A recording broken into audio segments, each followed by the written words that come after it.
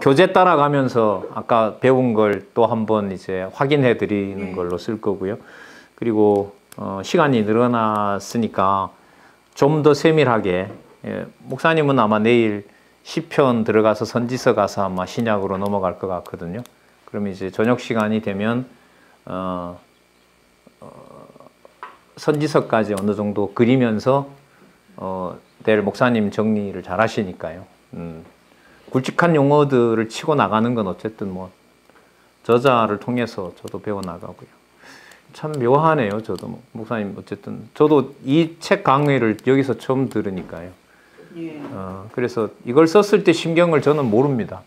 받아서 교정지를 보고 교정을 했을 뿐이지 페이지마다 지금 바뀐 데만 하더라도 이게 뭐 수백 군데는 아니지만 적어도 페이지마다 손댄 부분이 거의 많기 때문에 저도 궁금하고, 우리말이 아다르고 어다라고 하는데 아어가 바뀌는 기준은 여호와 계시라는 것을 어떤 말을 써야 더 선명한데, 요 다음부터가 중요한데요. 어떤 말을 쓰는데 그 말이 성경에 나오느냐 안 나오느냐가 더 중요한 겁니다. 그러면 성경에 나오지 않게 되면 이제 이 저자는 그거는 내게 되는 거예요. 이거는 예를 들면 박용기 목사의 것. 근데 성경신학은 그게 아니잖아요. 처음서부터 끝까지 다 여호와께서 이렇게 되니까요. 성경의 바탕을 두고 그 개념이 이제 바뀌어지는 거죠. 장로님 어제 지적하신 것처럼 강론집에 있는 구조하고도 다른 2009년도 판에서 개념이 더 선명해지는 것은 바로 위로 올라가서 여호와 하나님의 존재와 사역과 능력을 확증하는데, 그렇게 독자들에게 소개하면, 소개할 때 자기 어떤 상식을 반영하는 것이 아니라 바로 성경의 근거를 두고 한다는 게 우리한테 중요한 거죠. 그러면 베레아 사람들처럼 전하고 가면 우리로서는 성경에 근거했는지 안 했는지를 확인하는 작업인 거잖아요, 저희들이. 저는 이제 안내를 드리는 게 제가 먼저 경험을 했기 때문에 이렇게 안내를 하시면 목사님들 연구에 시간과 효율성에서, 또 목회 현장은 저보다가 더 많이 겪으셨기 때문에, 그러면 이런 그룹, 이런 청년들, 이런 처음 나오시는 분들, 이런 분들에겐 이렇게 할 수 있을구나. 그 지혜는 뭐 전 하나님이 주신다고 보는 거죠. 그럼 이제 어제 말씀을 드렸던 부분을 잠시 말씀을 드리면서 오늘은 이 칠판을 제가 인용을 하겠습니다. 그리고 이 책의 연구 방법에 대해서 말씀을 드리도록 그렇게 하겠습니다. 자, 70페이지에 보시면은요. 70페이지에 보시면 일단은 수평적으로 본문을 따라서 한번 가보도록 그렇게 할게요.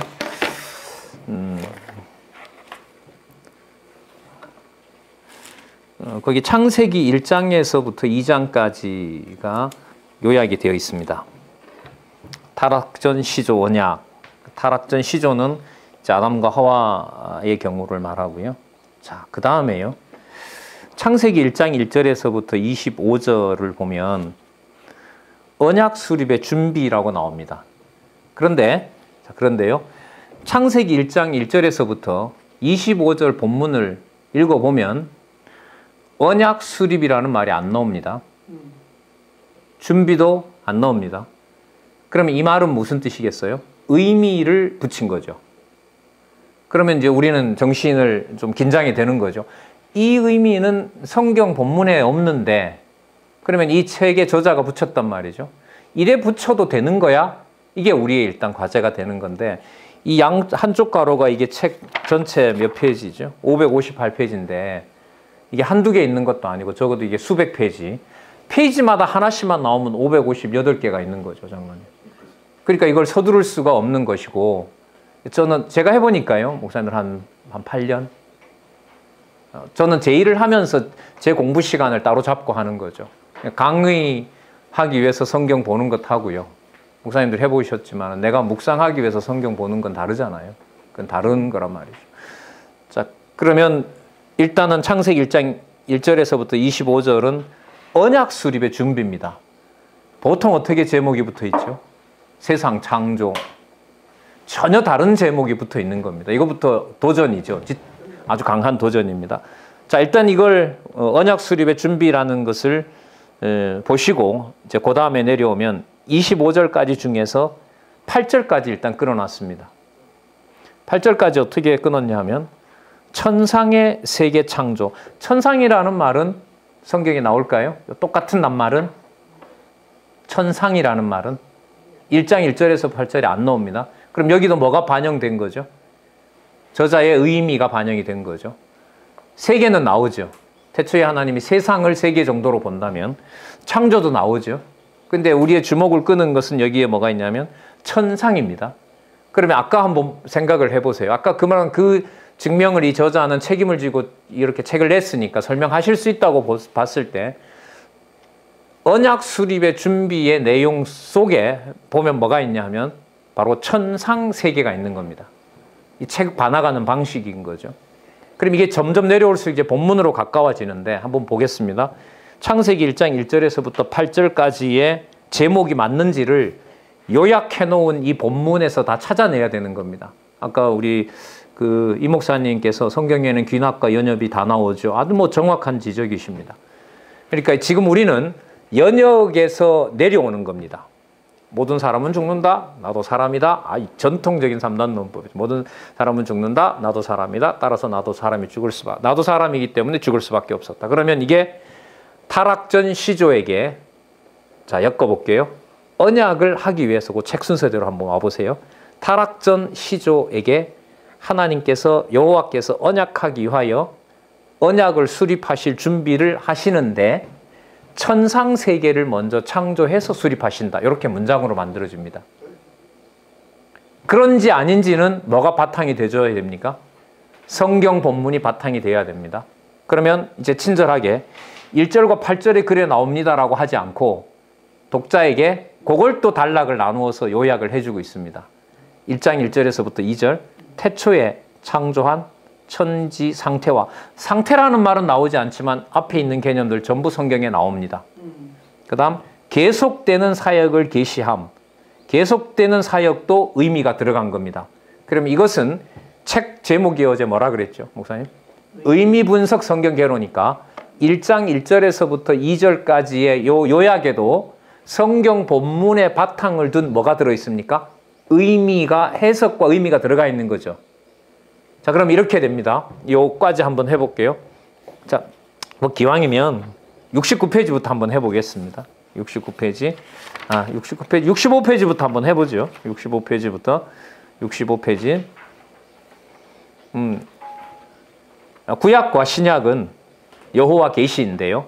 넘겨보시면 제1권은 구약인데 구약에는 여호와의 언약이 나타나 있습니다. 물론 우리는 메시아 언약이라는 거 이제 알고 있고요. 넘겨보시면 그 여호와의 언약 중에서 창세기부터 에스더에는 섭리를 통한 언약이 나타나 있습니다. 그럼 섭리를 통해서 누굴 언약하셨다? 메시아를 언약하신다라는 게 나옵니다. 자, 먼저 그 메시아를 언약하신 내용을 창세기 1장에서부터 36장까지는 여호와의 언약 섭리가 나타나 있습니다. 자, 이게 약간 좀 안 들어와요. 이게 도대체 무슨 말이냐라고 해서 그 밑에 설명을 보니까 이게 인류 시조, 아담과 노아구나. 그 다음에 보면 선민의 열조구나. 아브라함, 이삭, 야곱이구나. 우리가 이제 목사님들 같으면 성경을 알고 계시니까 36장에 가면 야곱과 에서의 번창으로 끝납니다. 그리고 우리를 놀라게 하는 건 창세기는 그냥 50장까지 하지 이걸 뭐 36장까지 자르냐? 여기서 이제 창세기를 전공을 제가 만약에 했다면 딱 도전을 받을 것 같아요. 그리고 또 묶은 걸 보면 우리 어제 저기서 봤지만은 창세기 37장부터 민수기 30장을 묶었단 말이죠. 이 자체가 바로 내용이 아니라 묶는데 뭘 부여한다? 해석과 의미를 부여한다 이렇게 되는 거죠. 일본어로 의미 씁니까? 예, 씁니까? 예.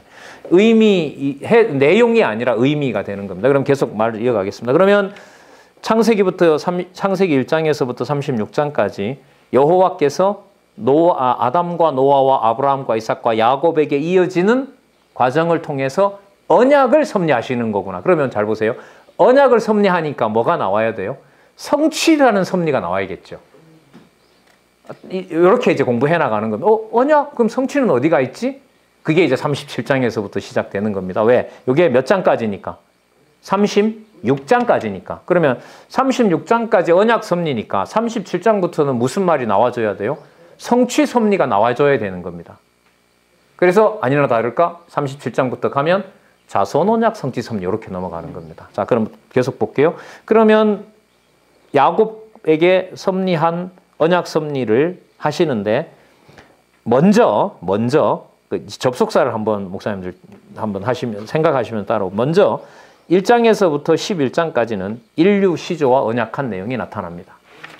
그래서 70페이지 타락 전에, 그럼 타락 전이 나오면 뭐가 예감이 돼요?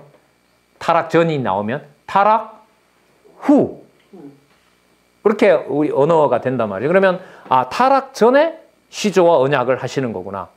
그럼 타락 전에 시조와 언약하기 위해서 언약 수립할 뭐를 하신다? 준비를 하시는 거구나. 이게 이래서 여섯째 날까지 천지를 창조하셨구나. 여기서부터 이제 고민이 됩니다. 나는 창세기 내용을 그렇게 안 알고 있지 않는데, 뭐 예를 들면 창조과학회 신학자나 기독교 과학자 같으면 뭐 이 제목을 이렇게 붙였지? 그 사람 정보야 수천 페이지 창조과학 정보가 있을는지 몰라도 성경에서 말하는 바는 언약 수립을 준비하기 위해서 뭘 하신 것이다? 세상을 만드신 거죠. 자, 그 다음에 언약 수립을 준비를 하시는데 어디 세계부터 창조하신다는 거죠? 천상의 세계를 창조한다는 겁니다. 이것도 놀라운 거죠. 그냥 우리는 창조 6일 이러는데 뭐라고 얘기를 하고 있어요? 천상의 세계 창조. 이건 우리 책 왔다 갔다 하는 것보다가 도표를 놓으시고 천지창조 구조, 이건 좀 이렇게 보도록 이렇게 해놨는데 뭐 이렇게 돌려도 되고요. 자, 일단 책은 뭐 그 다음 넘기셔도 돼요. 72페이지에 천상의 세계 창조를 하시고, 자, 그러면 이게 양쪽 가로가 있으니까 계속 이어볼게요. 언약 수립을 준비하기 위해서 천상의 세계도 창조하시고 천하의 세계도 창조하시고 각종 생물들도 창조하십니다. 그리고 그게 여섯째 날이었고, 어제 우리는 무슨 단서를 봤습니까? 보시기에 좋았더라가 이미 언제? 창세 전에. 잠언 8장 21절에서부터 22절에서부터 31절에 보면 에덴 동산에서 언약하실 것을 아버지와 지혜자, 성부와 성자 하나님께서 이미 뭐 하셨다? 기뻐하셨더라는 내용을 배웠습니다. 그래서 어제 제 나름대로는 아주 전 중요한 이 가이드를 해주었다고 보는데요.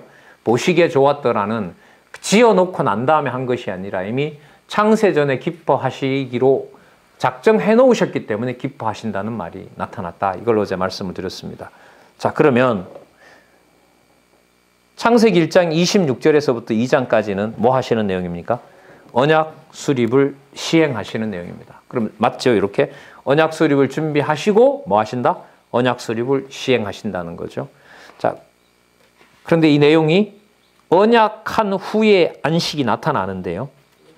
본문으로 내려가서 보면 앞부분에 첫째, 둘째, 셋째, 넷, 다섯 절까지는 일단은 좀 놔두고요. 밑으로 내려와서 또 보겠습니다. 언약 수립을 시행을 하시는데 시행이라는 말은 언약에 가깝습니까? 성취에 가깝습니까? 그렇죠. 시행이니까요. 성취가 되는 거죠. 그러면 준비하셨던 것을 뭐 하시는 거구나. 성취하시는 거구나. 그러면 이 말이 무슨 걸 의미하냐면요. 성경은 펼칠 때부터 무슨 구도로 갑니까? 언약과 성취 구도로 가요. 어제 또 강조했던 말씀은 당신이 언약하셨고 당신이 이루시는데 어떤 방법으로 하신다? 당신의 방법으로 하신다. 그 말이 담겨있는 의미가 섭리라고 했습니다. 그래서 우리 이 성경 신학을 언약사다 이것은 저는 맞지 않는다고 봐요. 그래서 많은 사람들이 언약 성취 그런 거 옛날에도 나왔다 이러는데 그런 의미에서 차별을 두자면 언약하신 그분께서 여호와께서 당신의 방법대로 하시게 됩니다. 그런 의미에서 무슨 개념이? 섭리라는 개념이 꼭 들어갑니다. 그래서 창세기 지금 아까 우리 지나왔지만은 69페이지에 창세기부터 에스더서까지가 자, 그 첫째 단락을 제가 읽어볼게요. 창세기부터 에스더는 여호와 하나님께서 섭리를 통한 언약에 대한 섭리를 계시하신 내용이다. 자, 섭리를 통한 언약이 뭔가 보겠습니다. 메시아를 어떻게 언약하시는지. 1장에서부터 36장은 여호와의 언약 섭리, 아까 확인했습니까? 인류 시조와 열조에게. 그래서, 자, 제가 그래서라고 했죠. 그래서 창세기 37장에서부터 민수기 30장은 자손 언약 성취 섭리에 대한 내용이고, 그러면 여기 섭리라는 말이 들어간다면 자손 언약을 이루시는 것을 누구 방법대로 하신다? 여호와 하나님의 방법대로 합니다. 자, 그 다음 민수기 31장에서부터 사사기는 땅 언약 성취 섭리에 대한 내용이고, 룻기에서부터 에스더서는 통치 언약 성취 섭리에 대한 내용이다. 아, 그러면 여호와의 언약 섭리 다음에 자손 땅 통치 언약이 이루어진다, 이런 얘기잖아요. 그럼 그 근거를 우리가 이제 확인하도록 들어가 보도록 그렇게 하겠습니다. 71페이지로 오시면, 자, 언약 수립의 시행 중에 양쪽 가로 1, 창세기 1장 26절부터 23절까지, 2장 3절까지 언약한 후의 안식, 이렇게. 자, 1장 26절로 가겠습니다. 성경 본문 좀 보겠습니다.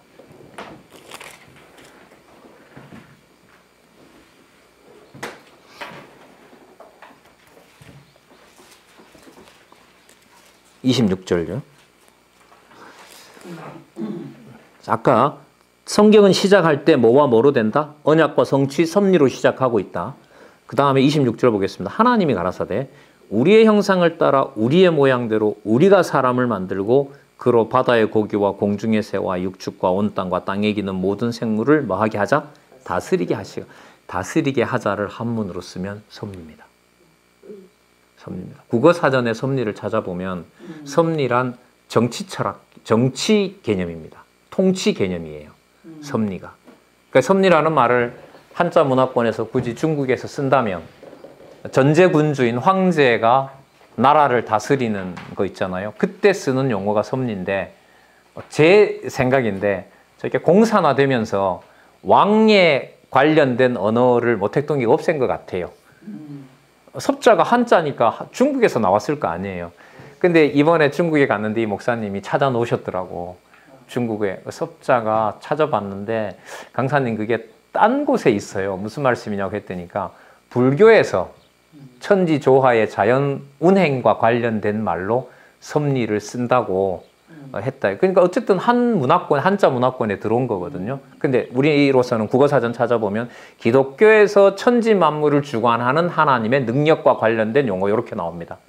그러면 이 섭리라는 말이 저자가 억지로 갖다가 쓴 말이 아니라, 또 개혁주의 신학을 목사님들이 어느 정도 들으셨기 때문에 칼빈의 신론에서 제일 중요한 게 섭리론.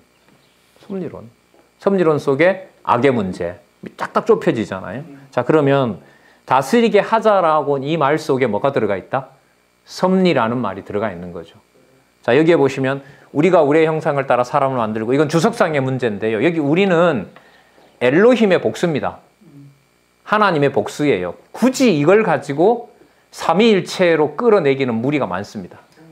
굳이 삼위일체가 들어온다면 어제 말씀드린 대로 창세전에 여호와께서 아들을 낳으시고, 그걸 신학적으로 영원한 발출이라 그럽니다. 영원한 출생, 이터널 벌스라 그러거든요.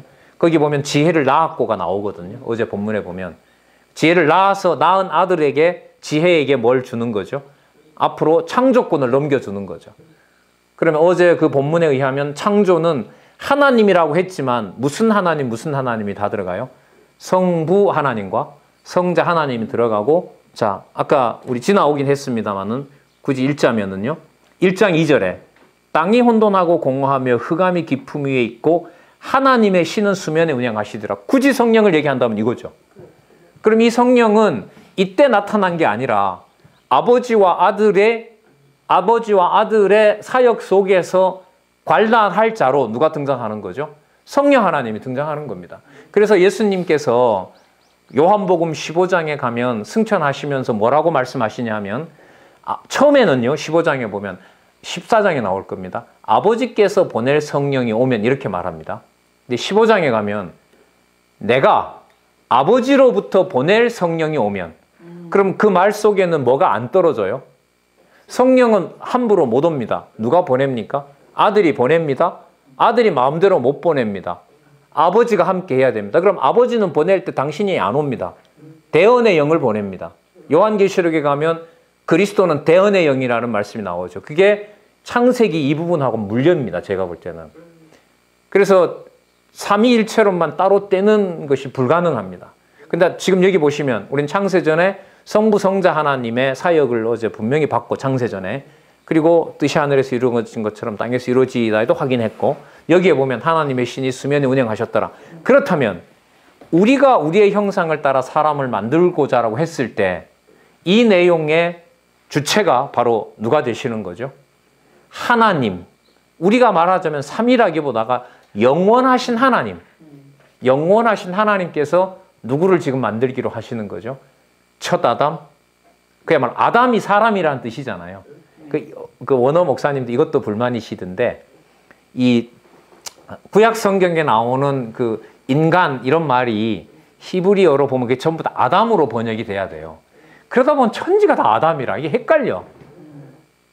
나중에 하와가 뭐 이화가 돼 이렇게 그 산자의 어미 이렇게 붙잖아요. 자, 어쨌든 간에 우리가 우리의 형상을 따라 사람을 만들고자라고 하는 이 우리는 창조와 관련해서 보면 하나님의 사역과 관련되기 때문에 복수 개념으로 봅니다.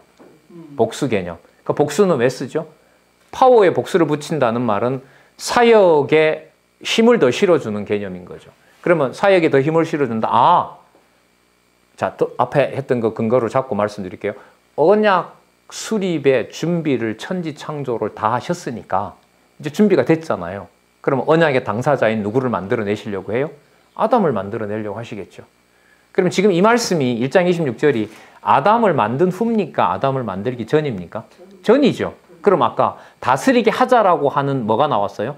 통치 개념이 이미 들어가 있죠. 이 순서가 매우 중요합니다. 자, 그러면 아까 성경은 처음서부터 무슨 구도로 되어 있다? 언약과 성취. 자, 그러면 26절이 이게 언약이라면, 하나님의 의지 속에, 계획 속에 있는 언약이라면 27절에 뭐가 나와야 됩니까? 의지가 성취된 게 나와야죠. 근데 27절에 나오잖아요. 사람 만드시잖아요. 자, 볼까요? 27절. 우리 목사님, 목사님. 하나님 자기 형상 곧 하나님의 형상대로 사람을 창조하시되 남자와 여자를 창조. 예, 감사합니다. 여기 보시면 사람을 창조했는데 복수 개념으로 들어가요. 그럼 제가 이렇게 물어볼까요? 사람을 한 명 만들었습니까? 두 명 만들었습니까? 사람을 창조했다 이러면 단수예요. 근데 뒤에 보면 뭐가 있어요? 여자와 남자죠. 그런데 나중에 본문에 들어가면 뭐가 나옵니까? 둘이 벌거벗었으나 부끄럽지 아니하더라. 그리고 누구로부터 누가 나오죠? 아담으로부터 하와가 나오죠. 그러면 이걸 이미 여기서 27절에서는 뭐라고 설명합니까? 분리가 되지만 분리가 안 되는 걸로 설명합니다. 그러니까 누구로부터 누구가 나왔으니까 아담으로부터 하와가 나온 거기 때문에 부모를 떠나 뭐 에베소서 나오잖아요. 둘이 한 몸을 이룰지니라. 이렇게 시작합니다. 그래서 굳이 여기서 사람이라고 얘기하고 누구로? 남자와 여자를 구분하는 것 자체가 뭐와 연관이 된다? 언약 수립을 시행할 것하고 관계됩니다. 왜냐하면 28절 때문에 그렇습니다. 28절 이 목사님 한번 부탁할까요? 28절. 네, 목사님. 네.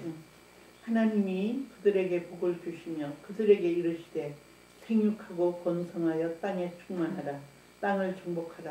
바다의 고기와 공중의 새와 땅에 움직이는 모든 그물을 다스리라 하시니라. 자, 하나님의 형상대로 만들자고 하시고 만들었고, 만들었는데 단수가 아니라 복수로 만들었고 하와를, 여자를 넣음으로써 28절에 가면 자손 언약이 들어갑니다. 맞죠? 그러면 최초의 자손은 누가 되겠습니까? 이런 의미로 보면 흙으로 하나님께서 아담을 짓지만 인간의 몸을 통해서 첫 번째 난 사람은 누구죠? 하와인 거죠. 하와인 거예요. 그리고 그를 분리하지 않죠. 분리하지 않습니다. 자, 그러면 아까 26절에서 하나님이 뭐 하자고 하셨다 그랬죠? 다스리게 하자라고 하셨잖아요. 통치하게 하시고자 했습니다. 그러면 통치하시려면 누구 만들어야 돼요? 아담과 하와 만들었죠? 아담과 하와를 만들었고 만든 다음에 자손 땅 통치 언약을 언약해 주셨죠? 예. 자, 아까 다스리게 한다고 했으니까 이후에 무슨 내용이 나와줘야 돼요? 땅을 정복하는 것과 다스리는 게 나와야 되죠. 자, 지금 계속 무슨 구도를 말씀드리는 거예요? 언약하시고 성취를 하나님 방법대로 해나간다는 구조를 말씀을 드리는 겁니다. 이걸 제가 왜 말씀드리냐면 제가 볼 때는 아주 중요한 부분이에요. 창세기 1장, 2장은 누구나 다 아는 걸로 봐요. 예. 그러나 창세기부터 계시록을 다 알고 창세기 1장, 2장을 아는 사람은 거의 없어요. 근데 우린 지금 이 선물을 받은 거예요. 이걸 여기에서. 어제 봤던 저 한눈에 저걸 본 거죠. 그러면 창세기 1장과 2장의 언약 수립의 준비, 언약 수립의 시행이 나오는 건 어디까지 보고 말하는 거다? 계시록까지 보고 말하는 거예요. 이게 없었다는 거예요, 목사님. 제가 확인한 바로는. 현대 최고 신학자라는 칼 바르트도 이 구조를 잡으려고 하다 결론 못 내고 그냥 끝냈습니다. 한 3만 페이지. 목사님도 책 가지고 계시다는데 가방에도 들어가지도 않는 1200페이지나 되는 책까지 쓰면서 진짜 몸부림을 한 거죠. 네. 자, 어쨌든요. 그러면 28장에 자손 땅 통치를 언약하셨습니다. 그래서 여기서 명령문을 뭘로 봐야 되느냐? 내가 명령하니까 아담 너가 이루어라. 가 아닙니다. 그럼 지금부터 이거 확인할 거예요. 아담에게 명령한 걸 아까 섭리라는 말이 들어갔으니까 누가 이루어 주셔야 돼요? 여호와 하나님이 이루어 주셔야죠. 그게 성경에 나오더라고요. 이게 문화명령이 아닙니다. 이거는 네덜란드 화란 그 장로교 신학의 치명타라고 좀 봐요. 아니, 그 사람들이 잘못한 게 아니라 그 한 사람 올려서 그냥 화란 신학을 꺾어버렸다고 봐요. 그래서 나중에 만약에 화란 자유대학이나 그 사람들 만나면 한국에서 왔는데 당신네들 문화명령 때문에 보수신학 잃었다. 그 회복하는 대안이 우리는 있다. 미쳤다고 할지 뭐라고 할지는 모르겠습니다만은 뭐 어떻게 할 자 같으면요. 어쨌든 오늘 아침에 들으셨지만 셈의 여호와를 찬양하지만 야벳은 또 셈의 장막에 거하게 되어 있습니다. 그러니까 지금 목사님들 여기에서 어제 강의를 저도 아침에 들으면서 이런 생각이 들더라고요. 아, 하나님께서 미국이 오른쪽은 중국 잡고 있고 왼쪽은 일본 잡고 있잖아요. 그 사이에 옴짝달싹 못하는 대한민국이 있잖아요. 하지만 신학으로 보면 근데 목사님 진짜 재밌는 구도예요. 일본은 1%로 허락 안 하고 있잖아요. 하나님께서. 중국은 3분의 1이 돼가는데요. 3억이 되면 3억이잖아요. 그럼 12억이잖아요. 4명 중에 중국인 한 사람은 기독교인이에요. 일본은 1%도 안 주잖아요. 야, 이게 도대체 무슨 구도일까? 그런 상황에서 이제 전 처음 뵙는 목사님들을 만났고 진짜 하나님 살아계신 확증을 해주는 이걸 지금 보고 있단 말이죠. 자, 계속해서 말씀을 드릴게요. 그럼 이 구도, 이런 구도 속에 하나님께서 섭리하시고 하나님께서 하나님의 방법대로 언약을 이루어 가신다. 그럼 이게 명령문이 아닌 걸 증명을 해야 되잖아요. 그럼 명령문이 아니라면 누가 이루어야 된다는 증거가 나와야 돼요. 그렇죠. 그러면 나오는지 안 나오는지 한번 볼게요. 자, 29절에 주어를 한번 보겠습니다. 29절에 주어가 아담입니까? 하나님입니까? 28절에 주어가 누굽니까? 하나님이죠. 31절에 주어가 누굽니까? 2장 3절에 주어가 누굽니까? 하나님. 2장 4절에 주어는 누굽니까? 여기에 처음으로 여호와 하나님이 나옵니다. 이 책 많이 읽으신 우리 이 목사님 2장 4절에 여호와라는 말이 처음 등장하는 이유를 혹시 신학교에서 들으셨습니까? 없었습니다. 요걸 놔둬야 요 자리에 나와야 되는 이유가 설명이 될 겁니다. 지금 이 말씀을 드리면요. 그게 보여야 여러분 지금 가지고 계신 이 텍스트를 성경의 안내자라는 걸 확증할 수가 있습니다. 그걸 제가 지금 본문을 따라가면서 확인을 해드리는 겁니다. 그래서 이 저자의 어떤 이 성경 개론은 32년 동안 진행되어 온 이 개론은 창세기부터 어디까지? 계시록까지를 보고 계속해서 적어놔. 아까 아주 좋은 예를 들어주시더라고요. 본인 경험을. 마태복음 보고 아브라함 나오니까 창세기 보고 어디로 썼다 그랬어요? 계시록 썼다 그랬죠. 그래서 이 책 쓰여지는 순서가 마태복음 교환이 제일 먼저 쓰여졌습니다. 그 다음에 아까 뭐 썼다 그랬죠? 창세기를 썼습니다. 그 다음에 어디에요? 계시록이 나왔습니다. 그러면 시작은 안 했지만 벌써 다 얹어 놓으면 된다고 했으니까요. 이미 개론은 그 세 부분에서 끝장이 난 거죠. 구약의 언약. 그럼 예수님 성경관이 구약이 자기 얘기라고 하셨으니까. 자, 그러면 명령이라고 했던 게 명령이 아니라 여호와의 언약이 확증되는 것이다. 자, 하나님께서 빛이 있으라 하심에 빛이 있었고, 우리 보고 빛 만들라는 게 아니잖아요, 목사님. 그래서 1장과 2장에 나타난 명령문은, 하나님의 명령문은 우리 보고 이루라는 것이 아니라 하나님의 강력한 언약의 문법이 명령문이다. 언약의 문. 이거 너무 중요합니다. 왜냐하면 나중에 마태복음 5장에 가서 산상수훈 나오면요, 그거 전부 도덕으로 돌려요. 목사님도 못 지키면서 지키라고 하잖아요. 그게 왜 그러느냐? 구약에 처음 시작하는 명령문을 하나님은 명령 한 분이고 우리는 그 명령을 뭐 독자적인 의지를 가지고 지켜야 되는 걸로 생각하기 때문에 그렇습니다. 좀 드렸네요. 이제부터 보겠습니다. 2장 5절의 주어가 누구라고요? 여호와 하나님. 자, 2장 7절에 누굽니까? 여호와 하나님. 2장 9절에 누굽니까? 2장 8절에 누굽니까? 여호와 하나님. 2장 9절은요? 여호와 하나님. 2장 15절은요? 여호와 하나님. 2장 16절? 여호와 하나님. 2장 18절? 여호와 하나님. 2장 19절? 여호와 2장 21절? 여호와 하나님. 그럼 답 나왔네요. 생육하고 번성하여 통치하라고 했던 그걸 누가 수행을 하신다? 하나님이 수행하셨고, 자, 그럼 여호와는 간단하게 설명을 드릴게요. 언약한 대로 이루셨기 때문에 2장 4절부터는 무슨 하나님의 이름이 들어갑니다. 뭐라고? 여호와 하나님이라고. 그럼 됐네요. 언약하신 대로 창조하셔서 언약을 수립하고 언약하신 것을 누가 이루셨으므로, 이 창조주가 이루셨으므로 그분의 이름을 2장 4절부터 뭐라 설명한다? 여호와라 설명한다. 200년 전통의 그 문서서를 지금 함께 저희들이 끝장을 내버리는 순간이라고 보시면 돼요. 무슨 문서? 1장에서부터 창세기 1장은 엘 문서, 엘로임 문서. 2장은 여호와가 나오니까 제이 문서. 따라서 모세가 쓴 게 아니라 갖다 붙여놓은 거다. 무식하면 가만히 있지. 이 전쟁이에요. 어제 목사님 계속 영적 전쟁, 연적 전쟁, 그런, 이건 투쟁이고 싸움입니다. 자, 그러면 조금 더 볼게요. 그러면 아까 3가지 언약이니까 3가지를 전부 이루셔야 되잖아요. 주어는 확인했죠? 누가 하신다? 여호와 하나님이 하신다 했으면 하나씩 한번 볼게요. 그럼 제가 이렇게 확인 질문을 드리는 방식으로 하면 아마 도움이 되실 것 같아요. 29절 볼게요. 하나님이 가라사대 내가 온 지면에, 내가라고 또 강조하죠?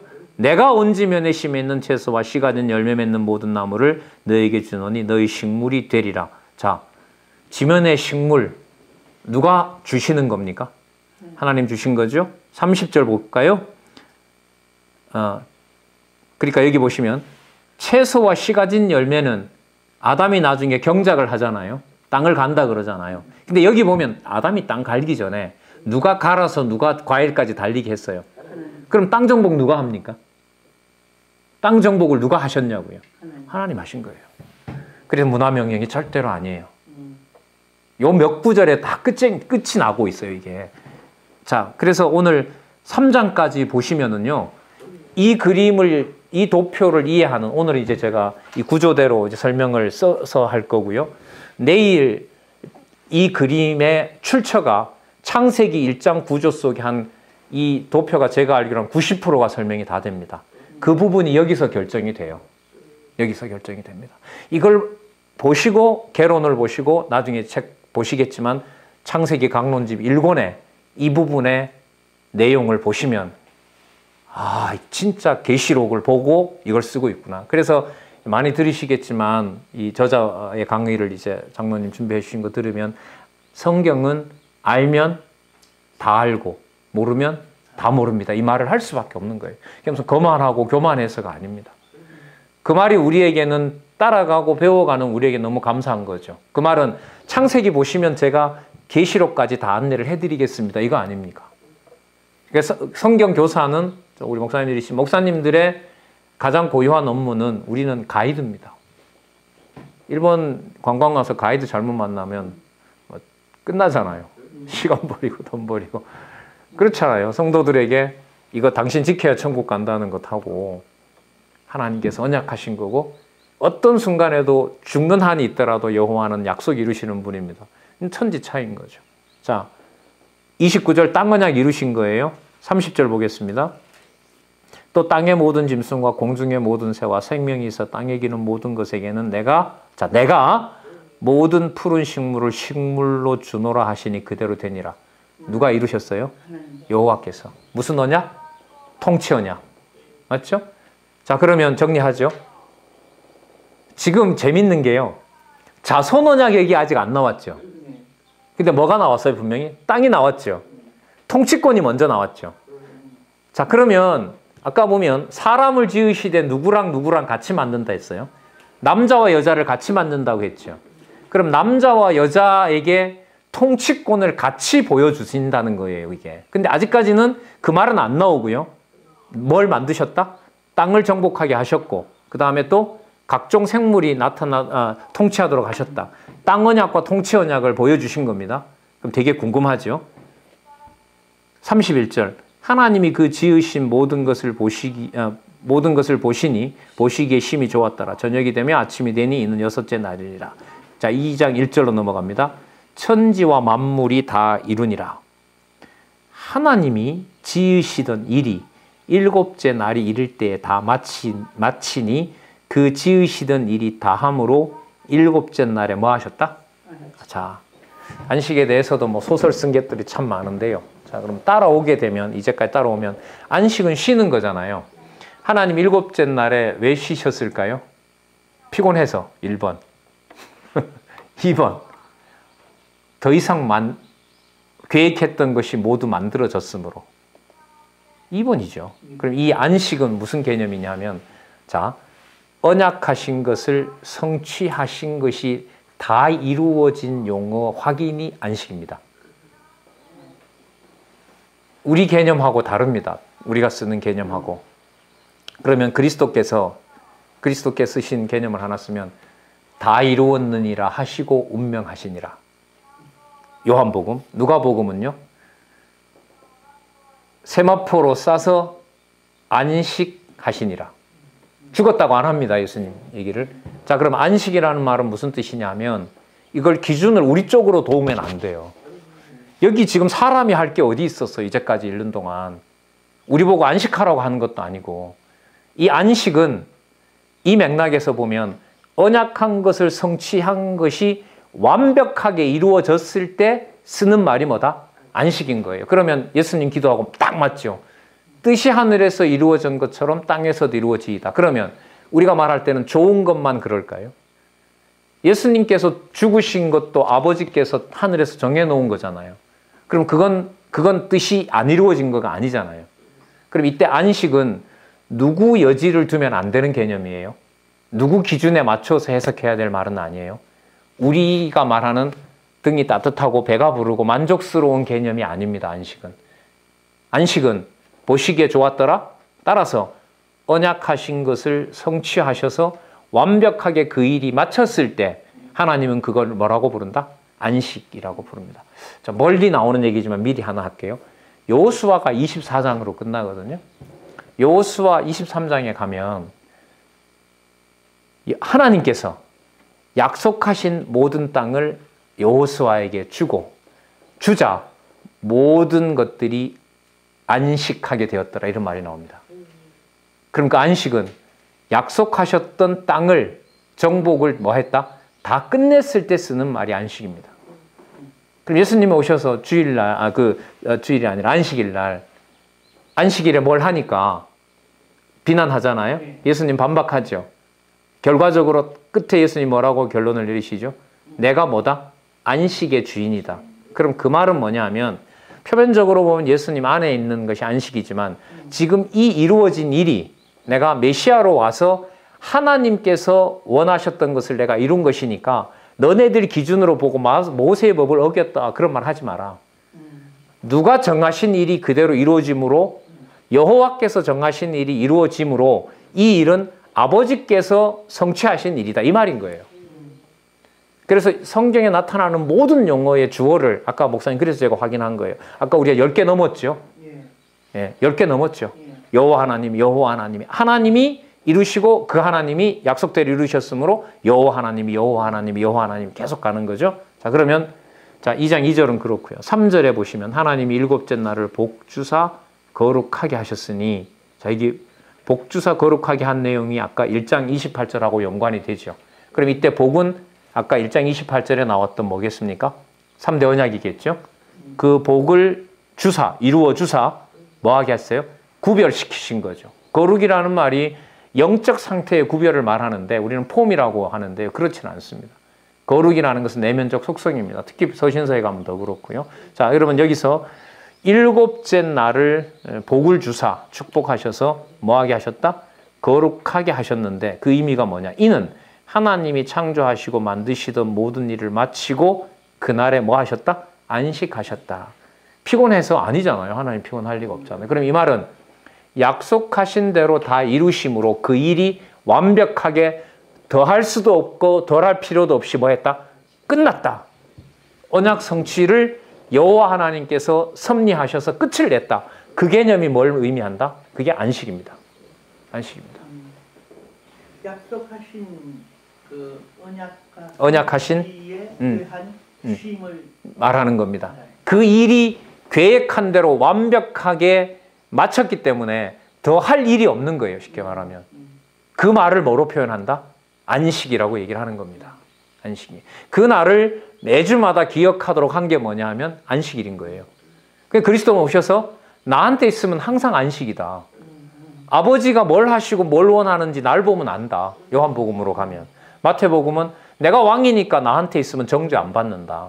그래서 또 삼직을, 그건 또 다음에 가서 말씀을 드리도록 할게요. 자, 그러면 목사님들 2장 4절에 보시면 아직까지 누가 안 나왔죠? 3대 언약 중에 아직 뭐가 안 나왔어요?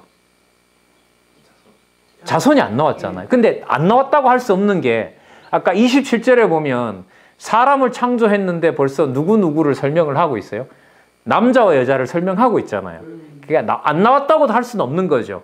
사람 개념이 다스리게 하자라고 했을 때 다스리게 하자는 그 대상이 단수가 아니라 뭐로 설명이 되고 있으니까, 복수로 설명이 되고 있으니까. 근데 어쨌든 뭐예요? 아까 다 만들었던 걸 누구에게 아직 넘겨주진 않았다고. 이건 궁금할 수밖에 없죠. 이 참 긴장되는 순간이에요, 이 부분이. 근데 2장 4절을 딱 보니까 뭐라고 이름이 나와요? 여호와 하나님이 나온단 말이죠. 그럼 볼게요. 2장 4절. 여호와 하나님이 천지를 창조하신 때에 천지에 창조한 대략이 이러하니라. 목사님들, 천지라는 말이 어디에 나왔죠? 요 말이 1장 1절이죠. 그럼 1장 1절에서부터 2장 3절까지 진행됐던 것은 하나님께서 천지 만물을 만드셔서 뭘 하는 걸로 끝났습니까? 복 준 걸로 끝났고, 복을 줬는데 3대 언약을 하나님의 형상대로 지었고, 땅도 하나님이 개간해서 과일 열리게 했고, 그 다음에 세 번째 동물들도 다스리게 했다. 이미 거기서 하나님의 3대 언약은 딱 끝장이 난 겁니다. 자, 그 다음에 이걸 어디에서 이루셔야 돼요? 구체적으로 땅에서 이루셔야 돼요. 그래서 목사님 중요한 정보를 하나 드릴게요. 천지 창조의 대략이 이러하니라라는 말이, 대략이 되게 궁금해요. 일본어로 뭐라고 번역이 된지. 일본어 못 되겠다. 일본 성경 가서 올까? 자, 이 말이 무슨 뜻이냐면 일본어 본다고 제가 볼 때 해결되는 건 아니고요. 이 단어의 쓰임새가 있어요. 이게 히브리어로 대략이 톨레도트입니다. 톨레도트라는 말을 어떨 때 쓰냐면요. 여호와 하나님께서 언약하신 것을 이루셨다는 것을 설명할 때 꼭 요 말을 씁니다. 그래서 대략이라는 말이 이럴 때는 대략이고요. 이 대략의 헬라어 번역이 뭐냐면 계보입니다. 계보라는 말이에요. 그러면 연결이 될 거예요, 아마. 마태복음 1장 1절에서부터 족보 끝날 때까지 누구부터 누구까지? 아브라함부터, 아니다. 맞죠? 아브라함부터 예수님까지 뭐예요? 족보죠. 그게 단순 족보가 아니라 언약대로 누가 오셨다? 예수가 그리스도로 오셨다는 거잖아요. 그 지니알러지라고 하는 그 계보라는 말에 구약의 어원이 되는 말이 대략입니다. 그러면 여기서 말하는 대략은 아까 말씀을 또 드리면 이 곳곳에 나와요.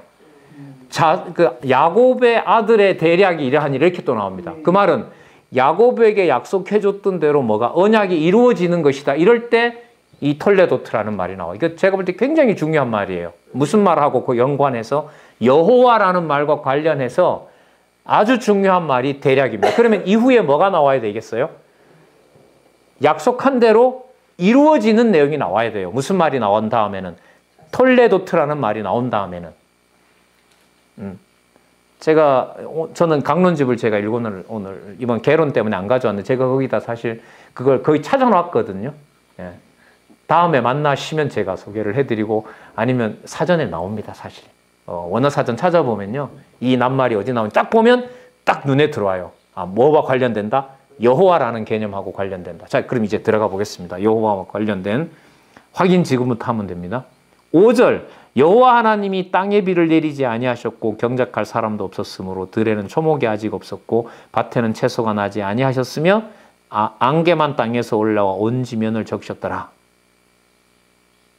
땅이 있긴 있는데 아직까지 하나님이 만들지 않았다는 내용으로 소개합니다. 그럼 이미 앞부분에 우리는 이미 다 준 걸로 확인했습니다. 그럼 밑에 내용은 대략이라는 말이 들어갔기 때문에 구체적으로 어떻게 이루었는지가 나온다는 겁니다. 이게 재창조가 아니에요. 첫 창조, 둘째 창조 이렇게 막 쓰거든요. 독일 신학자들이. 아니에요. 제가 볼 때 개념의 키로 보면 대략이 들어가 있어요. 대략이 나왔다는 말은 앞부분에 소개했던 그 언약과 성취가 구체적으로 지금부터 이루어진다라는 말이 여기 있는 대략입니다. 톨레도트 이거는 기억해 놓을 만한 표현이라고 봐요. 자, 그러면 4절, 5절, 6절에 여호와 하나님이 주어로 해서 땅을 여호와 하나님께서 지금 관리하고 계신다. 자, 7절부터 이제 체크합니다. 여호와 하나님이 흙으로 사람을 지으시고 생기를 그 코에 불어넣으시니 사람이 생명이 된지라. 무슨 언약? 세 가지 언약 중에 무슨 언약? 왜? 자손 언약. 그럼 톨레도트 맞네요. 자손 언약 하신 대로. 자, 그러면 하나님께서 누구를 만드셨다 그랬죠? 7절에 여호와 하나님이 누굴 만들었어요? 사람을 지었잖아요. 이 사람이 아담이죠. 사람이 아담입니다. 그런데 아까 재밌는 게 아담을 만들었는데 아담이 복수로 가서 남자와 여자가 있었잖아요. 이런 게 이제 약간 원어가 필요하긴 해요. 이게 다른 개념으로 나오거든요. 근데 의미로 이해해 갈 때는 뭐 크게 문제는 안 돼요. 그거 모른다고. 어쨌든 사람이었는데 아까 1장 26절에서 복수를 확인했는데 2장 7절에 보면 일단은 단수인 누구부터 먼저 만들어요? 아담부터 만들어요. 누가요? 여호와 하나님이. 그러면 한번 볼까요? 생육 번성 누가 했습니까?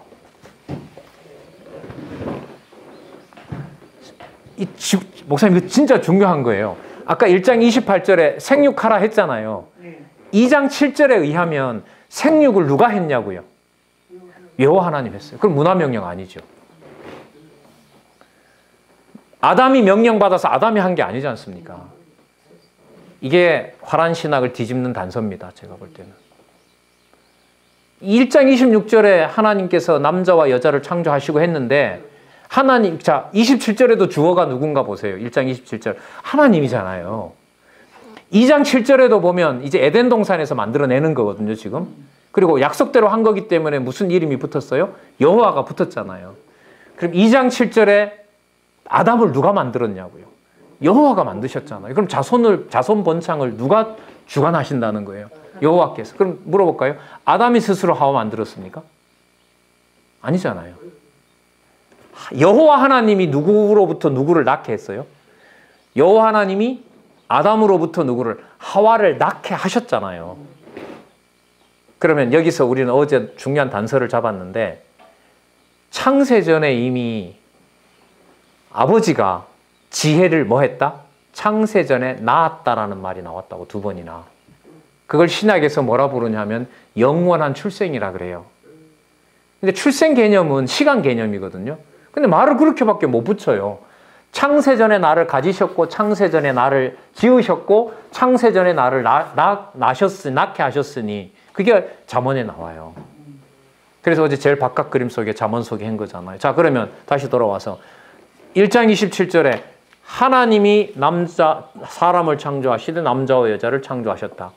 그 약속대로 이루시기 위해서 대략이 이러하니라 하면서 약속대로 이루시기 때문에 여호와 하나님이라는 주어로 2장 7절에 여호와 하나님이 그 코에 생기를 불어넣으시니 사람이 생명이 된지라. 그 다음 두 번째 8절 여호와 하나님이 동방의 에덴에 동산을 창조하시고 그 지으신 사람을 거기 두시고. 자 9절 자손 땅 통치 언약 가운데 무슨 언약입니까? 8절 잘 보시기 바랍니다. 8절요? 예, 이제 사람은 지었잖아요. 자손 언약은 이루었고요. 아담에게. 동산이니까 뭐죠? 땅. 그럼 제가 그 말씀 드리려는 거예요. 아까 여호와 하나님이 뭘 이루셨다? 자손 언약 이루셨다. 자, 2장 8절에 근거하면 하나님이 뭐도 만드셨다? 에덴 동산 만들었잖아요. 그러면 누가 땅 언약을 이룬 거예요? 여호와 하나님이 이루신 거죠. 통치 나왔습니다. 그 통치가 목사님들 너무나 잘 아시는 바로 짐승에게 이름 짓는 사건입니다. 자, 볼게요. 2장 8절. 여호와 하나님이, 자, 여기 또 나옵니다. 여호와 하나님이 그 땅에서 보기에 아름답고 먹기에 좋은 나무가 나게 하시니 동산 가운데는 생명나무와, 여기 처음 이제 등장하는 게 있습니다. 뭘 알게 하는 나무? 선악을 알게 하는 나무. 자, 생명나무와 선악을 알게 하는 나무 누가 나게 하셨습니까? 여호와 하나님이. 우리 기준 같으면 뭘 만들지 말고 뭐만 만들어 놓으면, 선악을 알게 하는 나무 만들지 말고 생명나무만 만들어 놓으면 영원한 자손으로 타락 없이 생육하고 번성하고 에덴 동산에서 살 수 있잖아요, 목사님. 근데 여기서 진짜 중요한 구도가 생깁니다. 우리가 알고 있는 선악과를 통해서 무슨 일이 벌어질지 우리는 알잖아요. 성경 본문을 어느 정도 아니까. 그런데 지금까지 보면 여호와 하나님께서 모든 것을 어떻게 했습니까? 당신이 약속한 대로 이루셨잖아요. 그러면 생명나무 사건뿐만 아니라 선악을 알게 하는 나무가 들어갔다 하더라도 앞부분의 내용으로 볼 때 언약한 것은 반드시 뭐 할 것이다? 그렇죠. 그 맥락 속에서 뭘 넣어야 돼요? 선악을 알게 하는 나무를 넣는 거예요. 선악을 알게 하는 나무를 어떻게 쓸 것인지가 3장 내용입니다. 그래서 제가 볼 때는 창세기 1장, 2장, 3장에서 성경 전체를 관통하는 게 다 드러나요. 근데 이거는 우리는 처음에 시작하는데 이걸 뚫어내는 과정은 마태복음 보고 창세기 보고 계시록을 보면서 하나님이 어쨌든 우리 신앙의 선배를 통해서 시작하신 거예요. 확증을 해주신 거죠. 자, 그러면 이제 좀 더 들어가서 살펴보도록 할게요. 자, 9절에 보면 생명나무와 선악을 알게 하는 나무. 선악을 알게 하는 나무는 이제 3장부터 시작이 됩니다. 자, 그 전에 이제 그런 내용이 나옵니다. 목사님 10절에 보면 강 얘기 나오죠. 11절에 보면 첫째 강 나오죠. 둘째 강, 이거 상세히 설명은 하지 않겠습니다. 둘째 강 나오죠. 14절에 뭐가 나옵니까? 셋째 강 나오죠. 자, 그 다음에 넷째 강 나오죠. 이른바 4대 강이 에덴 동산에서 존재합니다. 그러면 강이 있으면 옥토가 되잖아요. 땅 관리 누가 하고 계세요? 누가 또 아까 만드셨고요? 여호와 하나님 만드셨고. 그럼 여기까지 보면 아, 진짜 여호와께서는 만들어서 다스리게 하자 하시고 하나님 다 하시네. 그래서 성경신학에 주어 여호와께서 다 하신다. 더 길게 하면 여호와께서 목사님들을 통하여 장소 일본에서 여호와의 정하신 뜻을 하게 하신다. 그래서 저희들 성경신학에서 이 교제 방식에 좀 특이한 면이 있는데요. 오늘 이렇게 진리로 좋아해도 내일 교제에 우리 이런 코이노니아에 여호와께서라는 주어가 빠지면 그 순간 남남이 돼요. 이게 진짜 냉정합니다. 그리고 우리 교제를 통해서 그제부터 겪으셨지만 어떤 트릭이나 우리끼리 뭔가 좋아하는 걸 만들거나 의도적으로 경계합니다. 그러니까 제가 아까 중국 가서도 그 말씀 드렸다고 했지만은 어제 장로님한테도 성경신학은요, 주는 날이 있으면 떠나는 날이 있습니다. 왜요? 언약되고 뭐가 되는 게 있으니까, 성취되는 게 있으니까. 성경의 처음과 끝이 분명한데 끝에 다 주고 난데 왜 미기적거려요? 끝에 다 주고 미기적거리는 거 뭐 내놔라, 대가 지불해달라는 거 아니에요. 그걸 우리가 서로 사실 경계하죠. 그래서 우리 시작된 체제개혁에서 정관 없애고 뭐 당내 속회고 다 없애버렸죠, 사실. 없애버리면서 그 했던 어떻게 보면 개혁의 모토라 그럴까요? 예수님께서 얘기하신 대로 거저받았으니 거저줘라. 요한계시록에 나오는 대로 값없이 먹는 거지 지불하고 먹는 게 아니잖아요. 자, 그러면 11장에서부터 14장까지 땅 언약 여호와께서 이루셨습니다. 자, 15절을 한번 볼게요. 여호와 하나님이 그 사람을 이끌어 에덴 동산에 두사, 여기 또 나옵니다. 그것을 뭐하며? 요거 체크하시기 바랍니다. 아까 다스린다라는 말이 1장 26절에 나왔죠? 자, 그럼 섭리가 맞네요. 다스리며 개자에 동그라미 하세요. 그것을 다스리며 뭐 하게 하시고 지키게 하시고, 그러면 자손 땅 통치 언약 누가 이루시는 거죠? 여호와 하나님이 이루시잖아요. 왜요? 당신이 살아 계시니까. 그래서 성경신학 결론은 수직구조라고 이제 계속 얘기하시죠. 아브라함으로 읽었지만 쭉 올라가면 누가 살아 계신다? 언약대로 이루심으로 여호와 살아 계시면 된다. 올 연말에요, 그 크리스마스 때 저희들 학교 다닐 때 봤던 영화인데, 우리 장로님이랑 학교 다닐 때가 똑같아서 우리 학교 다닐 때 신들러 리스트가 영화가 나왔다고. 유대인이 3,000명 구한 거 있죠. 그 장면이 아직까지는 떠나지 않는데, 물론 이 박 목사님 만나서 제가 말씀 들을 때였어요. 좀 눈이 열리니까 유대인 역사도 보고 싶고 뭐 이렇게 열리더라고요. 근데 영화를 봤죠. 거기 보면 이제 그 게토에다가 유대인들을 고립시키고 거기서 이제 죽이려고 그 열차에 싣고 가거든요. 근데 이틀을 3일인가 아무것도 안 주고 기차가 북쪽으로 간 거예요. 그러니까 거기서 아이가 죽는다고요. 잠시 쉽니다. 문을 열었어요. 죽은 사람 막 나오죠. 어떤 유대인이 자기 아들이 죽은 거죠. 아들을 딱 안고 하늘에다 들면서 이 시간부터 여호와는 존재하지 않는다. 그 말은 여호와가 있다면 어떻게 날 죽이면 죽이지 아들을 죽일 수가 있느냐. 이 어린 아들을. 그게 굉장히 인상적이었었어요. 그 무슨 뜻이냐면 성경 신학은 전해주는 목적이 하나입니다. 아까 제가 떠나는 시간이 있다 했잖아요. 우리가 그러니까 이 성경 교육이 이렇게 계산을 해보니까 주일날 오전 오후, 수요일날 한 번 하면 3년이면 어쨌든 끝나게 돼 있습니다. 그러니까 주일날 오전 오후 1시간, 그러니까 주중 3시간, 더 많이 하면 더 좋겠지만 뭐 금요 철학 기도회까지 하면 더 나겠지만 3시간 계산하면 3년이면 어느 정도 끝납니다. 이게 늦어도. 빠르면 1년이면 끝나고요. 시간을 더 보태면. 그 말은 뭐냐면 그렇게 길러서 보내면 그 사람이 어디에 있든지 내가 어디에 있든지 누가 살아 계신 것만 확인하면 돼요. 그렇죠. 죽더라도 살아 계신 거 확인하면 되죠. 그리스도가 죽을 때 하나님이 죽은 건 아니잖아요. 아버지께서 살아 계셔서 이렇게 하시는 일이다. 이게 아버지 뜻이 이루어지지 아니겠습니까? 자, 그러면 지금까지 목사님들과 확인했던 거 일단 17절까지 보고 잠시 쉴 텐데요. 자, 15절에 보시면 다스리며 뭐 하게 하셨다? 지키게 하셨습니다. 그럼 3대 언약 여호와가 이루신 거죠. 절대로 문화명령 아닙니다. 아니에요. 우리 보고 이루라는 거 아니에요. 그래서 목사님들이요, 강의를 끝나게 되면 끝에 보면 명령문을 해서 따라서 성도 여러분 잘 하시기 바랍니다. 이 맥락에서 보면 그 말이 맞습니까? 안 맞습니다. 그럼 어떻게 결론이 나야 돼요? 성도님들 어떤 경우든 간에 그 자리에 이번 주에 뭔 일이 벌어져도 하나님 살아계십니다. 그걸로 끝내야 돼요. 그러니까 더 열심히 믿어서 이것도 안 돼요. 이거 지키게 하셨잖아요. 이게 끝이에요. 이게. 근데 우리는 나도 이렇게 해놓고요, 무의식적으로 그러니까 장로님 다음에 열심히 하셔야 됩니다. 웃기는 거죠. 그 말은. 목사님 이제 확인해 드렸어요? 목사님 어떻게 공부하시는 줄 알겠죠? 목사님 열심히 하셔야 됩니다. 한 방에 가는 거예요. 그 말에. 이제까지 말씀했던 거 다 뒤집는 거예요. 거기서. 북방에 있는데요. 4월 3일이 됐어요. 4월 3일 날 우리가 좀 신변의 위협이 있어서 우리가 잤는데 4월 3일이 무슨 날이냐면 한국의 5기가가 시작된 날입니다. 디지털 혁명의 실질적인 일이 한국에 벌어진 거예요. 그 목사님들한테 좀 안내를 드리면 디지털 5기가가 뭐냐면요.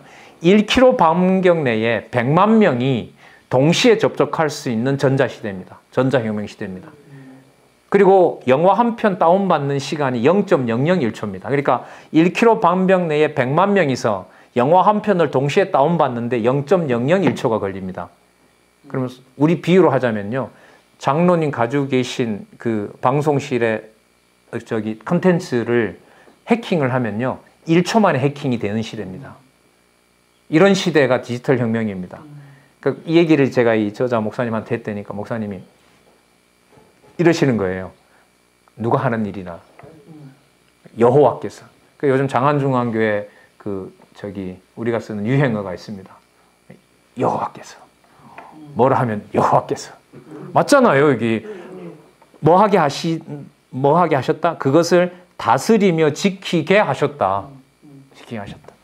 설교 결론이 따라서 성도님 이게 아니죠. 따라서 여호와께서 살아계십니다. 어디를 읽어도 같겠죠. 근데 제가 볼 땐 1, 2, 3장이 모든 걸 지금 거의 다 안내를 하고 있는 부분입니다. 자, 마지막으로요. 쉬기 전에요. 16절. 여호와 하나님이 그 사람에게 명하여 가라사대 동산 각종 나무의 실과는 내가 임의로 먹되. 마음대로 먹는 것도 여호와께서 마음대로 먹게 한 겁니다. 자, 17절. 선악을 알게 하는 나무의 실과는 먹지 말라. 이거 아까 만들어 놨던 거죠. 만들어 놨던 건데 뭐 하지 말라 그래요? 먹지 말라 그러죠. 내가 먹는 날에 먹이면이 아닙니다. 여기도 보면 먹는 날에는 정령 죽으리라. 이 말은 뭐냐 하면은요. 먹으면 죽는다. 먹는 날에는 죽으리라. 이건 다릅니다. 먹으면 죽는다라는 말은 인간이 범죄했기 때문에를 쓰는 사람들이 쓰는 말입니다. 여기는 이게 아니에요. 뭐 하는 날. 먹는 날에는 라는 말은 무슨 날이 있다는 거예요. 먹는 날이 있다는 거죠. 천사가 와서 천사가 와서 먹일 수는 없잖아요.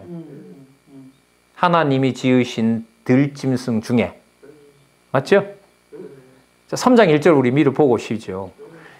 여호와 하나님이 지으신 들짐승 중에 뱀이 가장 강교하더라. 누가 지었다고요? 자, 그러면 왜 지었겠어요? 아까 지어놨던 뭐죠? 선악을 알게 하는 나무를 따먹게 해서 뭐하게 하려고? 타락시키려고. 에덴 동산에 내쫓으려고. 자, 아까 분명히 확인한 거 있습니다. 그러면 이제까지 3대 언약을 여호와께서 이루셨으니까 타락 사건을 통해서 에덴 동산에 쫓아내도 아까 이루었던 언약을 취소할까요? 안 할까요?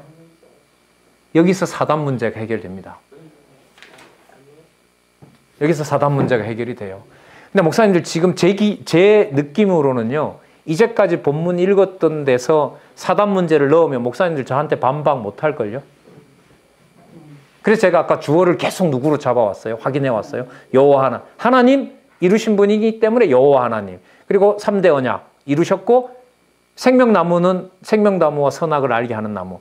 목사님들 잘 아시겠네요. 생명나무는 어디에 나옵니까? 요한계시록에 나오죠. 그때 주시기로 보관해 놨고 먼저 뭘 가지고? 선악을 알게 하는 나무로. 에덴 동산에서 추방은 하지만 3대 언약은 어떻게 한다? 보호합니다. 그래서 잠시 쉬고요. 요 구조를 이제 3장까지는 일단 가야 돼요. 3장까지에 가면 아까 선악을 알게 하는 나무의 용도가 무엇인지, 타락을 왜 시켰는지. 3대 언약도 이루셨는데 하나님께서 분명히 여호와 하나님이 지으신 들짐승 가운데 뱀이 가장 간교하더라. 그럼 뱀이 가장 간교하게 지어졌으니까 무슨 짓을 해야 돼요? 간교한 짓을 해야죠. 그래서 요한복음에 보면 너네 아비는 마귀라. 처음부터 살인한 자라. 그렇게 생겨 먹은 거잖아요, 사단이. 자, 이제 그런 문제들을 창세기 1장, 2장과 3장에 보면 이게 이미 다 구도를 잡을 수 있습니다. 그러니까 어떤 부분도 그렇지만은요. 창세기 1장, 2장, 3장은 강론에서 공을 들여야 됩니다. 일단 우리 전체 제목이 뭐냐면 여호와 계시잖아요. 그 여호와 하나님의 계시가 뭔지가 3대 언약이 나오잖아요. 3대 언약을 여호와가 이루신다는 것도 나오잖아요. 이제 우리가 잠시 후에 말씀드리겠지만 이루시는 방법 중에 생명나무만 주면 될 텐데 뭐도 주신다? 선악을 알게 하는 나무도 주신다는 거죠. 왜? 죽이려고. 그러나 완전히 안 죽이고 여호와 하나님의 약속을 이루어가는 방법으로 선악을 알게 하는 나무를 주시려고 하는 겁니다. 예, 물론입니다. 제가 항상 내 안에서 좀 해결이 안 된 게 있는데요. 예. 1장 26절에 보면은 복수대로 우리 사람을 만들었잖아요. 네. 정상대로. 계속 이제 계획을 얘기하시는 거죠. 만들어서 이 말입니다. 만들었는데 2장 8절에 2장 7절에 흙으로 사람을 지우시고 생기를. 보통 이렇게 얘기들 많이 해요. 저는 항상 퀘션 마크가 있었는데 보통 26절을 와래와래 우리들의 형상을 하나님 자기 형상대로 만들었다 이거 내면적인 얘기잖아요. 그래 만들었는데 왜 여기 또 만드는 것은 이제 그때는 형체만 만들고 그 다음에는 생명을 부어넣어서 이제 소설이네. 항상 그래서 목사님 아까 저도 이제 그걸 알고 있기 때문에 아까 4절에 천지창조의 대략이라는 말을 설명을 해야 그렇지. 그리고 또 2장 4절에 누구 이름이 나와요? 여호와 하나님이 나오잖아요. 그러니까 톨레도트